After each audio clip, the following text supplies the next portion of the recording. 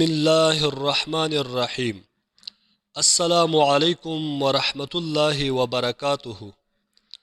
زمونږ د چینل خوږو کتونکو او مینوالو، نن تاسو ته مونږ یوه ښکلې تحفه او ډالۍ راوړې ده. هغه یوه وظیفه ده د هر مصیبت نه د بچ کېدو دپاره. الحمد لله الذي عافاني مما ابتلاك به وفضلني على كثير ممن خلق تفضيلا.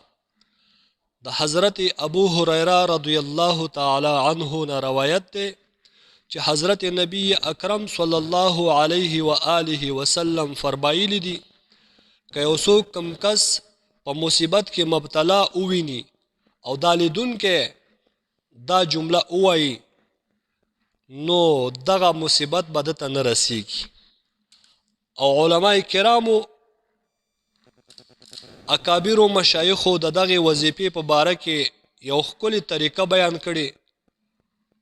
فرمایي چې کم یو مسلمان د سحر مانځه نه بعد او د ماښام مانځه نه بعد دغه جمله درې ځلې وایي، نو الله جل جلاله به دی د هر مصیبت یعنی جادو او د جنیاتو نه او د بد نظر نه په امن کې ساتي، او دغه شان د باندې به لوی بیماری چې کومې ناعلاجه بیماری دي هغه به هم ورباندې نه راځي.